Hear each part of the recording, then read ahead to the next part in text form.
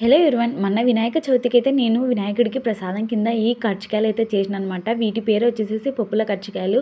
ఇది మా ఇంట్లో మా అత్త అలాగే మా అమ్మ చిన్నప్పటి నుంచి చేస్తున్నారన్నమాట. ఇది చాలా సింపుల్ మాట. ఏం లేదండి, ఒక గిన్నెలో మైదా పిండి తీసుకుని దాంట్లోకి కొంచెం చక్కెర, కొంచెం ఆయిల్, కొంచెం నీళ్ళు వేసుకొని మనం చపాతీ పిండి మాదిరి కలిపి పక్కనైతే పెట్టేసుకోండి. దీనికైతే మంచిగా మద్దన చేసి ఒక గంట అయితే ఖచ్చితంగా పక్కనైతే పెట్టేసేయాలన్నమాట.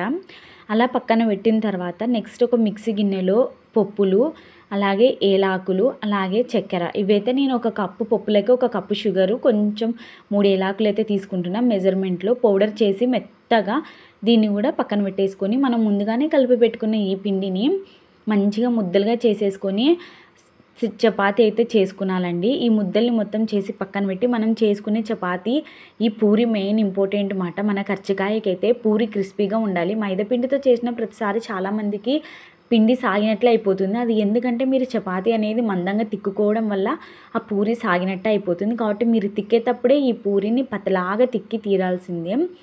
ఇలా తిక్కి ప్రతిదీ పక్కనైతే పెట్టేసుకోండి. మీ కాడ కర్జికాయలు చేసేది ప్రెస్ ఉంటుంది కదండి, అంటే ప్రెస్ పెట్టేది కర్జికాయలది, అదైతే తీసుకొని దానికైతే ఫస్ట్ అయితే ముందుగా పిండి అయితే పూసుకోండి. ఎందుకంటే మనకి చపాతీ అతకవ్వకుండా అన్నమాట. పిండి పూసుకొని దాని లోపల ఈ చపాతీని వేసి ఆ చపాతీ లోపల కొంచెము మనం ముందుగా చేసి పెట్టుకున్న పప్పుల పొడిని వేసుకొని దాని తర్వాత సైడ్లకి కొంచెం వాటర్ కానీ ఆయిల్ కానీ పెట్టుకొని ప్రెస్ పెట్టుకొని అంచులో ఉన్న పిండి మొత్తం తీసి పక్కనైతే పెట్టేసుకున్నాలి. ఇలా నేను చూపిస్తున్నా చూడండి, ఈ విధంగా.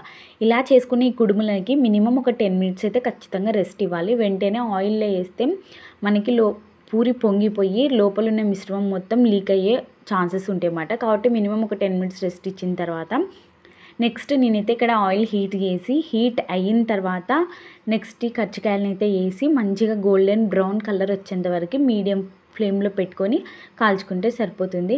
ఇవి పూరి పతలాగా ఉండడం వల్ల, ఆల్రెడీ ఆరిపోవడం వల్ల ఇవి కాలడానికి ఎక్కువ టైం అయితే అస్సలు తీసుకోదు. 10 నిమిషాల్లో మనం చేసుకున్న కర్జికాయలు మొత్తం అయితే కాలిపోతాయి అన్నమాట. నేను చూపిస్తున్నా చూడండి, అసలు నాది ఒక్కటి కూడా అనేది లీక్ అవ్వట్లేదు. ఎంత బాగుంది చూడండి నా ఆయిల్. అదే మాట దీనికైతే సీక్రెట్. మీరు చేసుకునే తర్వాత ఒక 10 నిమిషాలు అయితే కర్జికాయకి ఖచ్చితంగా రెస్ట్ ఇవ్వండి. మీరు లోపల ఏ మిశ్రమం పెట్టుకున్నా ఏం పర్వాలేదు అన్నమాట. నెక్స్ట్ ఇవన్నీ ఇలా కాలిపోయిన తర్వాత గోల్డెన్ బ్రౌన్ కలర్ అయితే రావాలి. ఇలా మన కర్జికాయ గోల్డెన్ బ్రౌన్ కలర్ వచ్చి కాలింది అన్న తర్వాతనే అండి తీసి ఒక స్ట్రైనర్లో అయితే వేయండి. మీరు మర్చిపోయి కొంచెం బ్లాక్ చేసినారనుకో కర్జికాయకు ఉన్న రుచి అంతా పోతుంది అన్నమాట. నేను చూపిస్తున్నా చూడండి వీడియోలో, సేమ్ అదే కలర్ రావాలా.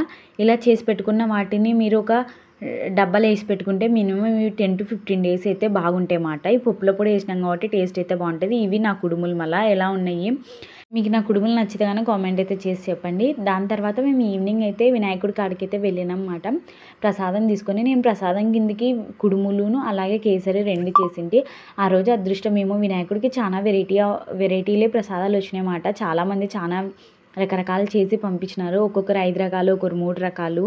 ఆ రోజు బాగా కుదిరింది మాట. అసలు వినాయకుడికి నైవేద్యాలు ఎన్ని రకాలు వచ్చినాయి చూడండి. ఒకరేమో బూరెలు, పులిహోర, దద్దోజనము, కేసరి, చాలామంది చాలా రకాలుగానే పంపించినారు. అయితే మా వినాయకుడిని మేమైతే 5 రోజులకే నిమజ్జనం అయితే చేసినామండి.